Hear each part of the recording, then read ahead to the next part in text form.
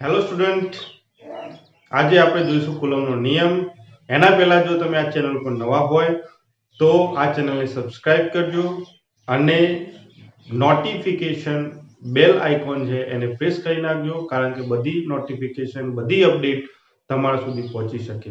તો હવે આપણે ચાલુ કરીશું કુલમનો નિયમ. હવે કુલમનો નિયમ શું છે?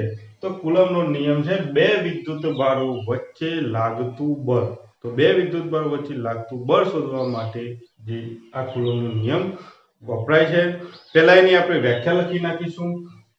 તો વ્યાખ્યા આ પ્રમાણે છે કે બે સ્થિર બિંદુવત વિદ્યુત ભારો વચ્ચે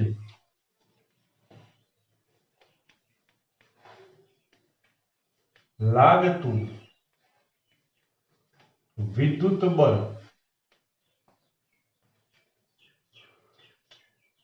તે વિદ્યુત ભારોના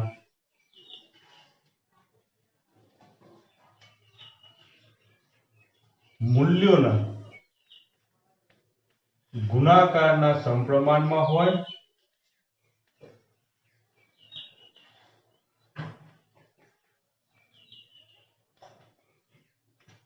અને તેમના અંતરના વર્ગના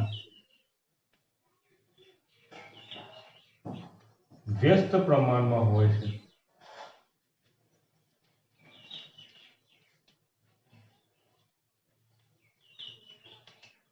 તો આ કુલમના નિયમની વ્યાખ્યા છે કે બે વિદ્યુત ભારો, માની લો કે મારા જોડે એક વિદ્યુત ભાર છે Q1, બંને વિદ્યુત ભારો હું ધન વિદ્યુત ભાર લઉં છું, અને બીજો વિદ્યુત ભાર છે એ Q2 છે. બંને વચ્ચેનું અંતર મેં લીધું છે R. તો તમને ખબર છે કે બે વિદ્યુત ભારો એકબીજા ઉપર શું કરે? બંને વિદ્યુત ભારો એકબીજા ઉપર બળ લગાવે છે. હવે આ જે વિદ્યુત ભાર છે Q1 એ Q2 વિદ્યુત ભાર ઉપર બળ લગાવશે. કઈ બાજુ બળ લગાવવાનો પ્રયત્ન કરશે? તો Q1 વિદ્યુત ભાર છે એ આ વિદ્યુત ભારને બહારની તરફ ધકેલશે. કેમ? કારણ કે આ વિદ્યુત ભારને આને આકર્ષણ કરવું છે, અને આ વિદ્યુત ભાર છે આને બહારની બાજુ ધકેલવાનો પ્રયત્ન કરશે, મતલબ બંને એકબીજાથી દૂર જવાનો પ્રયત્ન કરશે. તો આ જે બળ છે એનું મૂલ્ય કેટલું હશે એ આપણે જોવું હોય તો આ વ્યાખ્યા પ્રમાણે કે બે વિદ્યુત ભારો વચ્ચે લાગતું બળ મતલબ F કોના સમપ્રમાણમાં હોય? તો બે વિદ્યુત ભારોના ગુણાકારના સમપ્રમાણમાં. તો આ બે વિદ્યુત ભારો છે એમનો ગુણાકાર કરો, Q1 અને Q2. બળ બે વિદ્યુત ભારોનો ગુણાકારના સમપ્રમાણમાં છે અને તેમના અંતરના વર્ગના વ્યસ્ત પ્રમાણમાં. તો બળ એ અંતરનો વર્ગનો વ્યસ્ત આમ કહેવાય. જો અંતર, આ બંને વચ્ચેનું અંતર r છે, એનો વર્ગ અને વ્યસ્ત એટલે એકના છેદમાં મેં લખેલું છે. તો આ જે બળ છે એ બે વિદ્યુત ભારોના ગુણાકારના સમપ્રમાણમાં અને અંતરના વર્ગના વ્યસ્ત પ્રમાણમાં હોય, એટલે આ રીતના લખી શકો.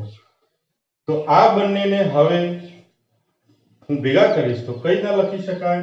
તો F કોના સમપ્રમાણમાં છે? Q1 Q2. અને કોના વ્યસ્ત પ્રમાણમાં છે? 1/r², એટલે 1 ઉપર અને upon r². સમપ્રમાણતા તમે કાઢો અચળાંક. આ સમપ્રમાણતા કાઢવી હોય તો કંઈક તમારે અચળાંક લેવું પડે, અને જેને આપણે k લઈ લીધું, k Q1 Q2 upon r². તો આ જે કુલમના નિયમનું સૂત્ર છે કે બે વિદ્યુત ભારો વચ્ચે લાગતું બળ એ બે વિદ્યુત ભારોના મૂલ્યના ગુણાકારના સમપ્રમાણમાં અને અંતરના વર્ગના વ્યસ્ત પ્રમાણમાં હોય છે. હવે અહીંયા k શું છે? તો k ને કહેવાય કુલંબનો અચળાંક. કુલંબનો અચળાંક કેટલું મૂલ્ય હોવાનું? તો k બરાબર 1/4 pi epsilon naught આનું મૂલ્ય છે. અને આ બધી વેલ્યુ 4 pi epsilon naught બધી વેલ્યુ તમે મૂકો અને ગણતરી કરો તો k નું મૂલ્ય કેટલું આવે? તો 9 × 10⁹ એકમ કયો લઈ શકાય? તો આનો એકમ થશે, આના પરથી ખબર પડી જાય, તમે પારિમાણિક સૂત્રો ભણ્યા છો.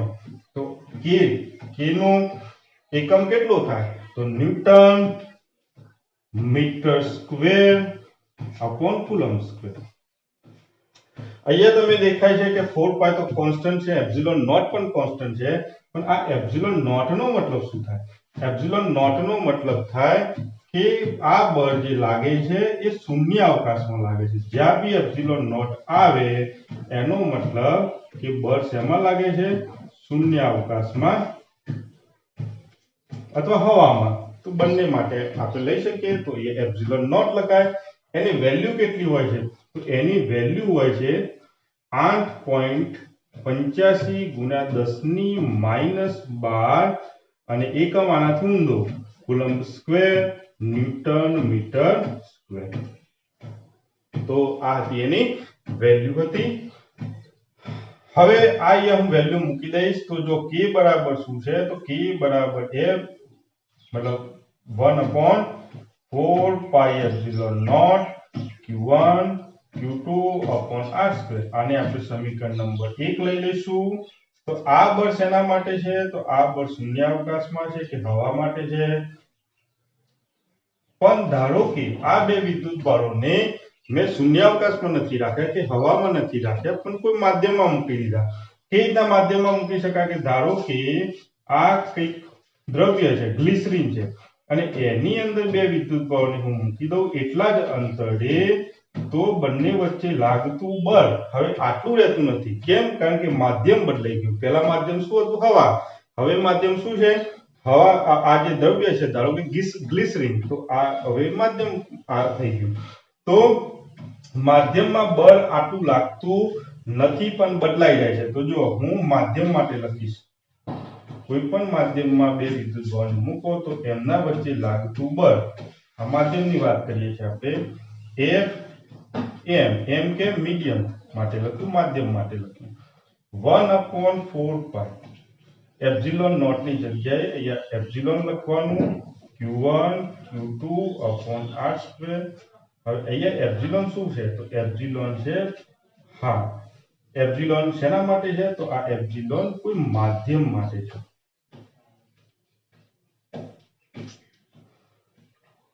હવે એપ્સિલોન નોટ ને શું કહેવાય? આપણે કહેવાનું રહી ગયું છે એપ્સિલોન નોટ ને એ શું છે? તો એપ્સિલોન નોટ છે પરમિટિવિટી। પરમિટિવિટી માધ્યમની પરમિટિવિટી।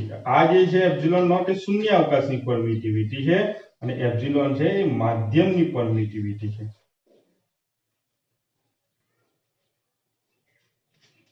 તો એપ્સિલોન શું છે? તો એપ્સિલોન માધ્યમની પરમિટિવિટી, એપ્સિલોન નોટ શૂન્ય અવકાશની પરમિટિવિટી।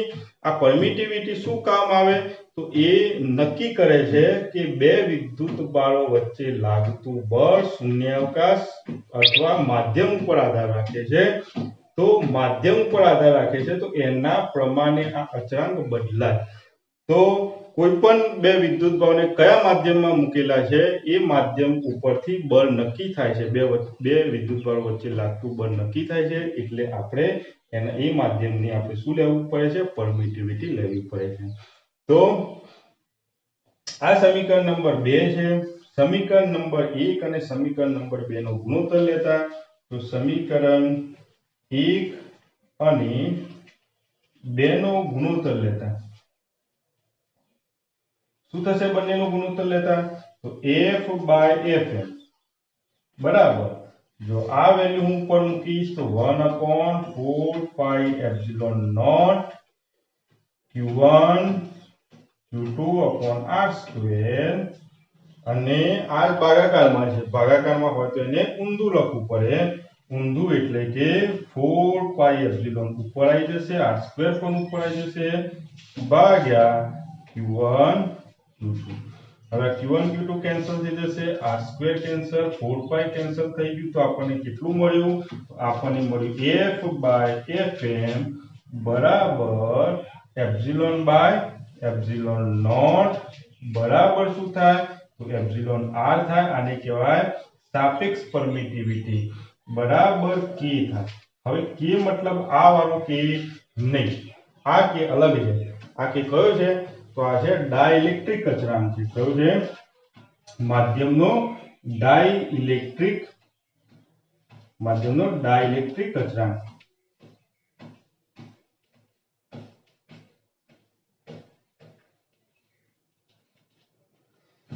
તો આ સૂત્ર બહુ જ મહત્વનું છે, એમસીક્યુ સોલ્વ કરતી વખતે બહુ જ કામમાં સૂત્ર આવે છે।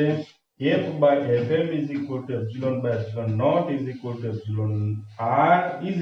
= k। તો આ તો કુલમ્બનો નિયમ। બીજું તમને કહી દઉં કે આ જે કુલમ્બનો નિયમ છે એ બળ માટેનો છે, બે વિદ્યુતભારો વચ્ચે લાગતો બળ માટેનો છે, પણ કયા સ્વરૂપમાં છે? તો અદિશ સ્વરૂપમાં। કયા સ્વરૂપમાં? અદિશ સ્વરૂપમાં। આ નિયમને આપણે સદિશ સ્વરૂપમાં હવે ધારીશું, પણ અદિશ સ્વરૂપ કારણ કે બળ શું છે? બળ તો સદિશ રાશિ છે, તો બળ સદિશ રાશિ હોય તો આપણે એની દિશા આપવી પડે। તમને ખબર છે કે સદિશ રાશિમાં મૂલ્ય તો જોઈએ જ અને સાથે સાથે દિશા બી જરૂર પડે। તો આપણે અહીંયા અદિશમાં લીધેલું છે, એનો મતલબ કે માત્ર ને માત્ર આપણે આની મૂલ્યની ચર્ચા કરી છે, હજુ સુધી દિશા આપી નથી, એટલે આને આપણે કહીશું ખાલી મૂલ્યની ચર્ચા કરી છે આની અંદર। એટલે કે આ જે કુલમ્બનો નિયમ છે કયા સ્વરૂપમાં છે? અદિશ સ્વરૂપમાં છે। હવે મિત્રો આપણે કુલમ્બના નિયમની કેટલીક મર્યાદાઓ જોઈશું।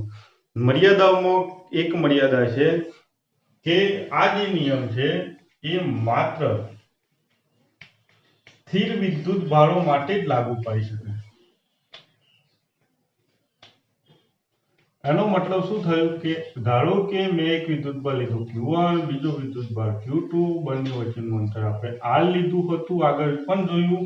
તો આ બે વિદ્યુતભારો કેવા હોવા જોઈએ? સ્થિર હોવા જોઈએ, ગતિ કરતા હોવા જોઈએ નહીં। તો આ નિયમ માત્ર ને માત્ર સ્થિર વિદ્યુતભારો માટે લાગુ પાડી શકાય છે। બીજું, આ પહેલો એક મર્યાદા છે। બીજી મર્યાદા કે બે વિદ્યુતભારોનું પરિમાણ। તો આ જે બે વિદ્યુતભારો લીધા, તો બે વિદ્યુતભારોનું પરિમાણ, પરિમાણ મતલબ કે એની સાઇઝ। તો બે વિદ્યુતભારોનું પરિમાણ તેમના અંતરની સાપેક્ષમાં, તો તેમના વચ્ચેના અંતરની સાપેક્ષમાં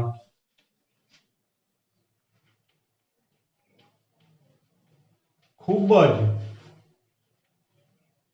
ઓછું હોવું જોઈએ।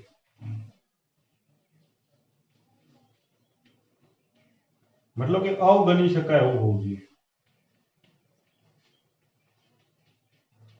આનો મતલબ શું થયું કે આ બે વિદ્યુતભારોને આ જે એમની સાઈઝ છે, આ બે વિદ્યુતભારોની જે સાઈઝ છે એ એમના વચ્ચેનું જે અંતર છે એના કરતા ખૂબ જ નાની સાઈઝ હોવી જોઈએ। એટલે કે એને કહેવાય કે આ નિયમ માત્ર બિંદુવત વિદ્યુતભાર।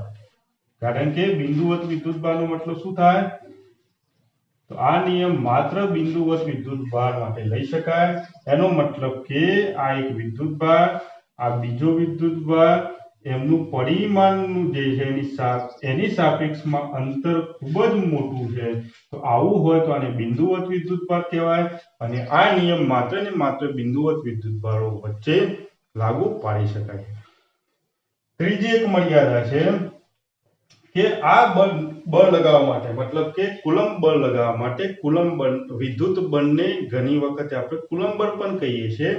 તો વિદ્યુત બળ લગાવવા માટે અથવા કુલમ્બ બળ લગાવવા માટે જે ઓછામાં ઓછું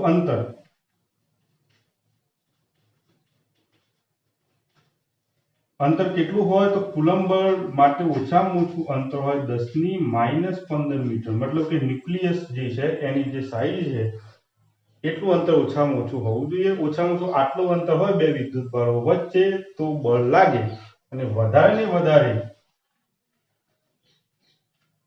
વધારેમાં વધારે અંતર કેટલું હોય? લગભગ 10⁻18 મીટર। આટલું વધારે અંતર બે વિદ્યુતભારો વચ્ચે વધારેમાં વધારે અંતર આટલું હોય અને ઓછામાં ઓછું અંતર આટલું હોય તો બંને વચ્ચે વિદ્યુત બળ લાગે।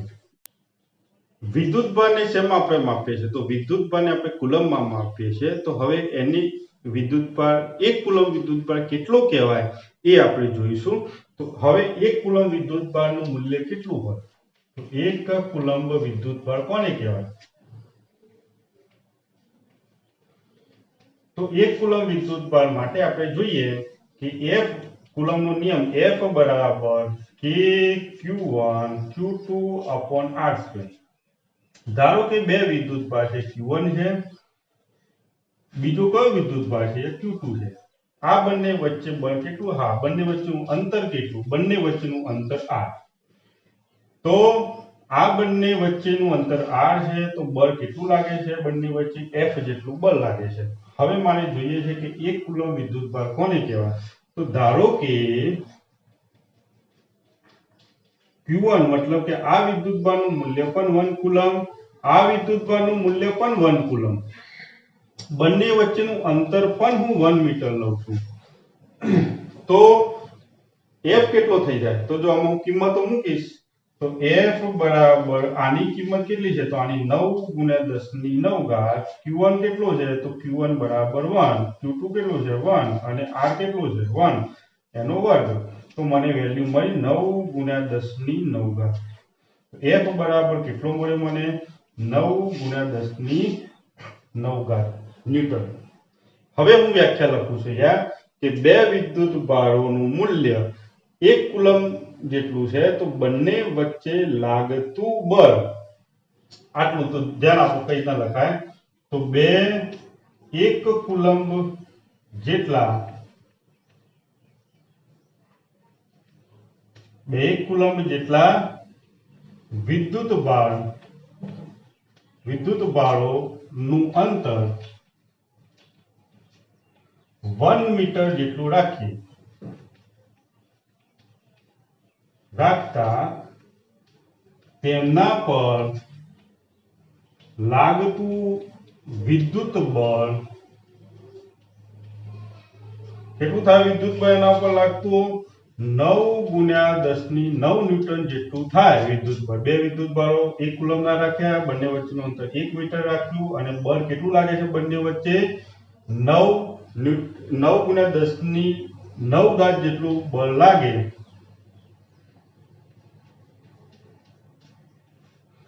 તો બે વિદ્યુતભારનું મૂલ્ય કેટલું હોય?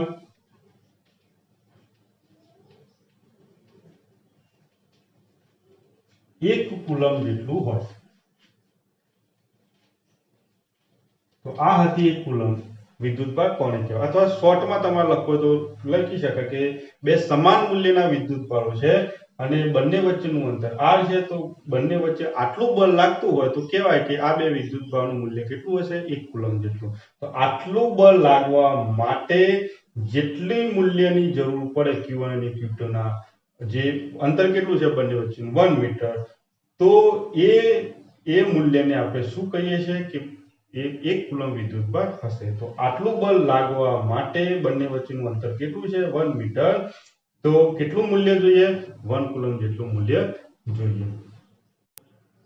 હવે વિદ્યાર્થીઓ આપણે જોઈશું કે કુલમનો નિયમ સદિશ સ્વરૂપમાં. અદિશ સ્વરૂપમાં આપણે જોયો કુલમનો નિયમ. હવે આપણે જોઈશું સદિશ સ્વરૂપમાં. સદિશ સ્વરૂપનો મતલબ શું થાય કે તમારે મૂલ્ય તો લેવાનું છે, મતલબ કે વિદ્યુત બળ જે લાગે છે બે વિદ્યુતભારો વચ્ચે એનું મૂલ્ય તો તમારે લેવાનું છે, સાથે સાથે તમારી દિશા પણ ધ્યાનમાં લેવાની છે. આગળ આપણે કુલમનો નિયમ જોયો, એની અંદર મૂલ્ય તો આપણે લીધું પણ આપણે એની દિશાની કોઈ ચર્ચા કરી નથી. હવે આપણે જોઈએ છે કે બે વિદ્યુતભારો વચ્ચે લાગતું બળ પણ કયા સ્વરૂપમાં? સદિશ સ્વરૂપમાં. હવે આપણે જોઈશું તો આપણે આમાં દિશાને પણ ધ્યાનમાં લેવી પડશે. તો હવે જોઈએ આપણે. ધારો કે એક વિદ્યુતભાર છે, આ ઉગમ બિંદુ છે, ઉગમ બિંદુ O, ઓરિજિન. એક વિદ્યુતભાર છે ધારો કે Q1, બીજો વિદ્યુતભાર છે અહીંયા Q2. હવે આપણું જે સંદર્ભ છે, મતલબ કે ઉગમ બિંદુ છે અહીંયા છે. તો ઉગમ બિંદુથી કઈ જગ્યાએ એક વિદ્યુતભાર Q1 છે?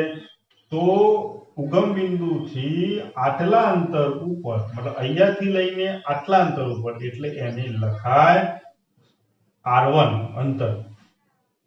અને કઈ દિશામાં? તો આ દિશામાં. એટલે દિશા મૂલ્ય તો છે જ, આટલું મૂલ્ય અને દિશા કઈ? ઉપરની દિશા. એટલે આપણે એને સદિશ સ્વરૂપમાં લખવું પડે. એટલે આને કહેવાય એકમ સદિશ આને કહેવાય આપણે સ્થાન સદિશ કહેવાય. શું કહેવાય આને? સ્થાન સદિશ r1. તો આ છે સ્થાન સદિશ r1, જેને આપણે કઈ રીતના લખીએ છીએ? સદિશ સ્વરૂપ. જો બીજું તમને કહી દઉં કે સદિશ સ્વરૂપમાં આપણે કઈ રીતના લખતા? તો ધારો કે r1 શું બતાવે છે? તો r1 બતાવે છે મૂલ્ય બતાવે છે, અહીંયાથી અહીંયા સુધીનું અંતરનું મૂલ્ય બતાવે છે, અને દિશા કોણ બતાવે છે? ઉપરનો એરો. તો વિદ્યુતભાર કઈ જગ્યાએ છે આપણે કહી શકીએ? વિદ્યુતભાર Q1 કઈ જગ્યાએ છે? તો કહી શકાય કે સ્થાન સદિશ r1 ઉપર Q1 વિદ્યુતભાર છે. સેમ આપણે સ્થાન સદિશ r2 ઉપર કયો બીજો વિદ્યુતભાર છે? તો Q2 વિદ્યુતભાર છે. તો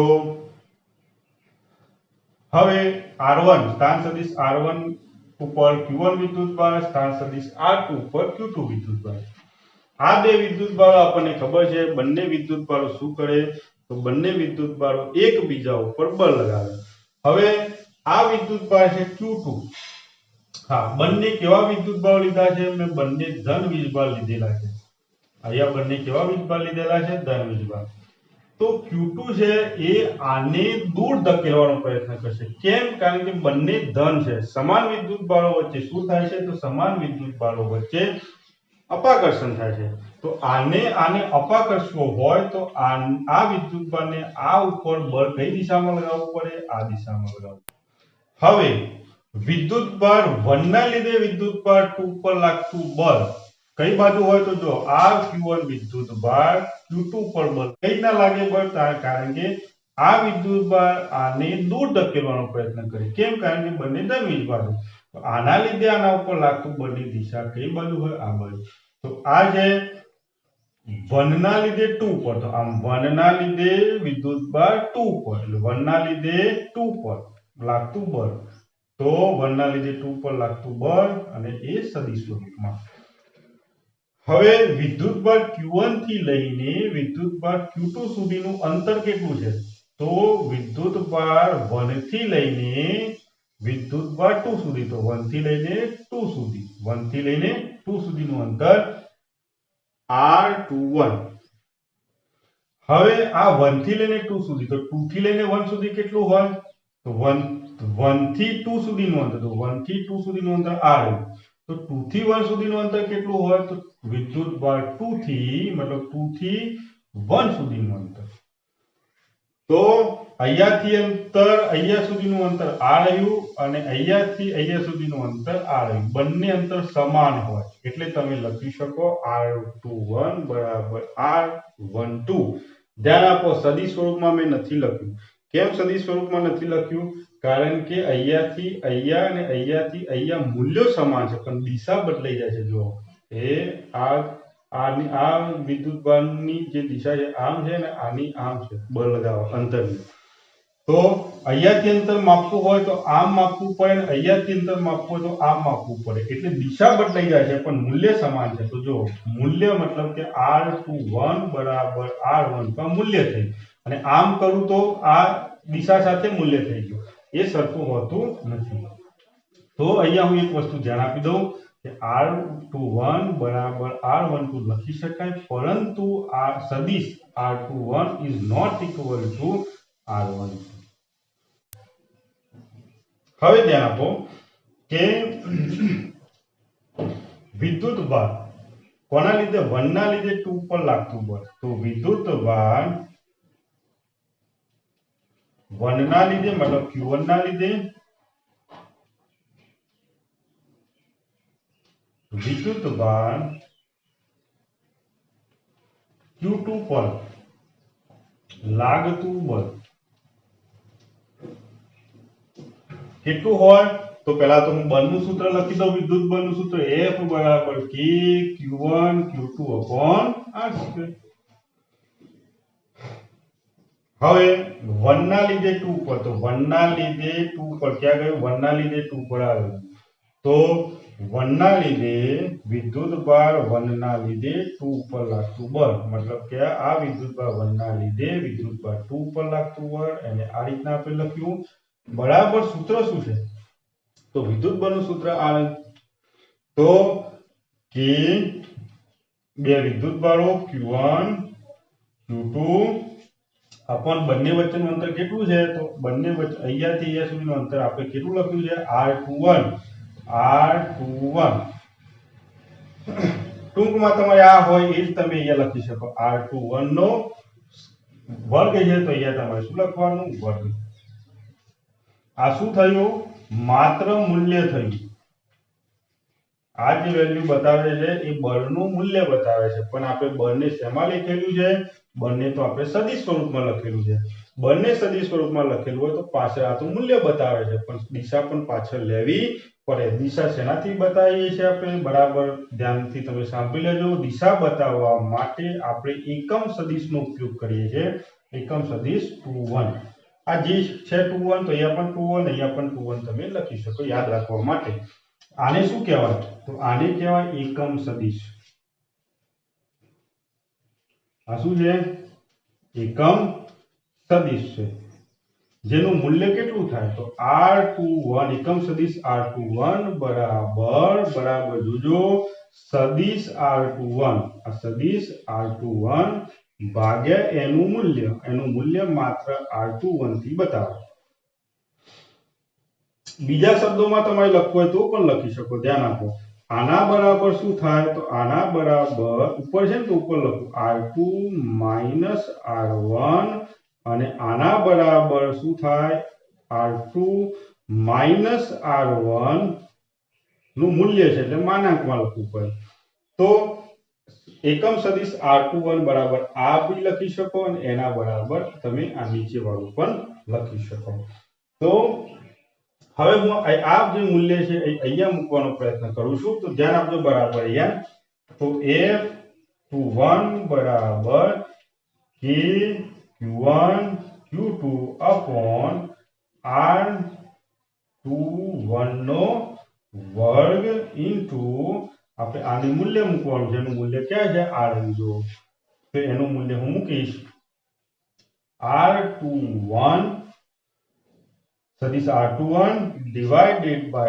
R21 હા આની જગ્યાએ આપણે શું મૂકી શકાય ઉપર વાળું મૂકી શકાય નીચે વાળાની જગ્યાએ નીચે વાળું મૂકી શકાય પણ હું મૂકતો નથી તમારે ધ્યાન રાખવાનું તો અહીં હું લખી જ દઉં છું તમને યાદ રહે એના માટે સદિશ R21 બરાબર શું થાય તો સદિશ R21 બરાબર થાય સદિશ R2 R1 સદિશ R1 એ રીતના લખી શકો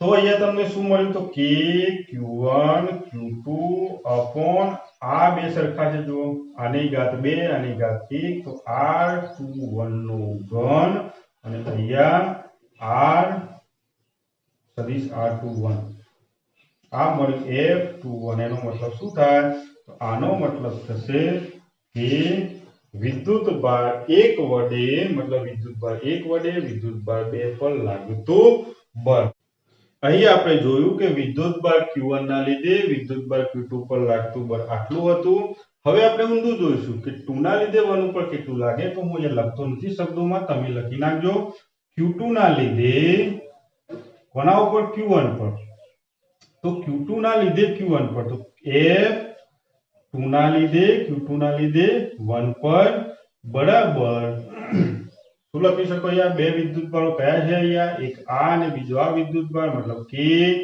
Q1 Q2 upon R12 નો વર્ગ અને અહીંયા દિશા બતાવવા માટે તમારે એકમ સદિશ લેવો પડે એકમ સદિશ કેટલો છે એકમ સદિશ R12 આને કઈ રીતના લખી શકાય તો આપણને ખબર છે કે F12 બરાબર K Q1 Q2 upon R12 નો વર્ગ અને આની જગ્યાએ આપણે શું લખી શકીએ તો એની જગ્યાએ આપણે લખી શકીએ કે R1 R સદિશ R12 ભાગ્યા એનું મૂલ્ય R12 તો અહીંયા હું કિંમત મૂકીશ તો મને આ મળશે અહીંયા જો એક ઘાત અને આ બે ઘાત ટોટલ કેટલી થઈ ગઈ 3 ઘાત તો મને મળશે F12 બરાબર K Q1 Q2 upon R12 નો ઘન અને અહીંયા મળ્યું મને સદિશ R12. હવે અહીંયા તમે ધ્યાન આપો કે અહીંયા આપણે શું લખી શકીએ R21 બરાબર R12. તો અહીંયા આપણે જોઈએ કે R21 બરાબર R12 થઈ શકે તો R21 બરાબર R12 થઈ શકે. પરંતુ સદિશ R21 બરાબર સદિશ R12 થઈ શકતું નથી. અહીંયા જો આ બે સરખા થતા નથી તો આ બે સરખા નથી થતા સરખા કરવા તો કરી શકાય. કઈ રીતના કરી શકાય તો ખાલી મારે આગળ માઈનસની નિશાની લેવી પડે તો બે સરખા થઈ જાય. તો હું માઈનસની નિશાની લઈ લે તો આ બે કેવા થઈ ગયા હવે સરખા થઈ ગયા. હવે આ કિંમત હું R12 હા માઈનસ આ બાજુ પણ મારે લખવું હોય તો લખી શકાય. તો હું માઈનસને આ બાજુ લઈ લઉં છું.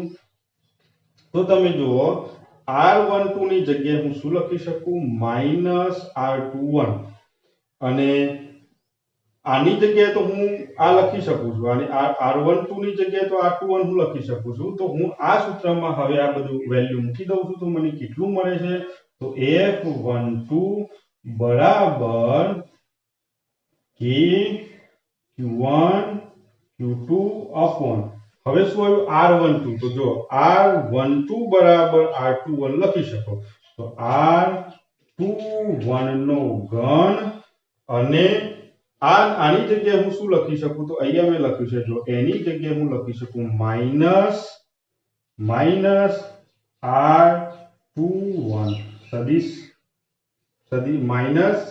R21 આ સમીકરણ નંબર આપણે 1 આપી દઈએ અને આ સદિશ એ સમીકરણ નંબર 2 આપી દઈએ. બંનેનો આપણે ગુણોત્તર લેવાનો છે તો હવે આપણે ગુણોત્તર લઈ લેશું. તો આ હું નીકાળી દઉં છું.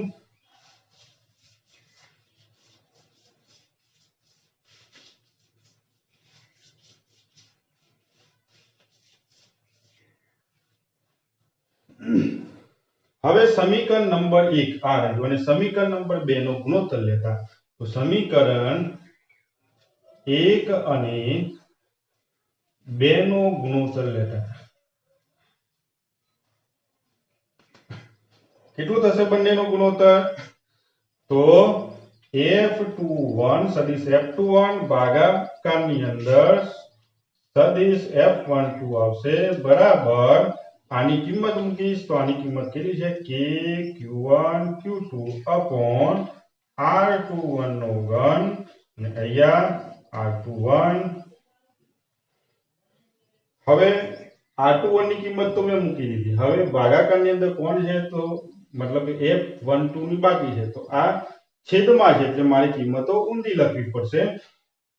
મતલબ કે ઉપર કોણ રહેશે તો ઉપર જશે R21 નો ઘન અને નીચે કે Q1 Q2 R21 માઈનસ ની નિશાની આપણે લેવી પડશે. અહીંયા મેં માઈનસ ની નિશાની આગળ લખી નાખી. આ બધું નીકળી જશે જો આ બધી વેલ્યુ સરખી થઈ ગઈ નીકળી જશે ખાલી -1 બચશે તો અહીંયા F21 ભાગ્યા F12 બરાબર હું સદિશ નથી બોલતો તમે સમજી લેજો સદિશ છે જ ઉપર બરાબર -1 તો આને આ બાજુ લઈ લો તો F સદિશ F21 બરાબર માઈનસ સદિશ F12 તો આના ઉપરથી આપણને ખબર પડે કે બંને ઉપર લાગતું બળ બંને વિદ્યુત બળ ઉપર લાગતું બળ સમાન છે. એનો મતલબ આ વિદ્યુત ભાર આના ઉપર જેટલું બળ લગાવશે એટલું ને એટલું બળ આ વિદ્યુત ભાર આના ઉપર લગાવશે. કઈ રીતના ખબર પડી આ સૂત્ર ઉપરથી ખબર પડી.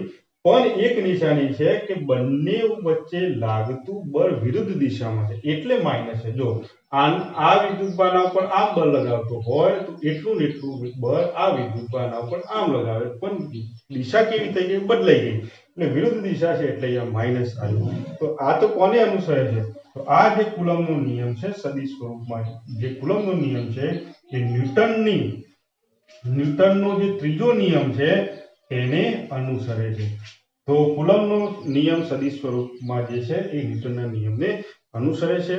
તો વિદ્યાર્થીઓ આપણે આજે અહીંયા સુધી જ જોઈશું અને કોઈ ડાઉટ હોય તો તમે મને કમેન્ટ કરી શકો છો, હું તમને રિપ્લાય 100% હું તમને આપીશ અને આ ચેનલ ઉપર નવા હોય તો સબસ્ક્રાઇબ જરૂર કરજો અને તમારા મિત્રોને પણ સબસ્ક્રાઇબ કરવાનું તમે જણાવજો।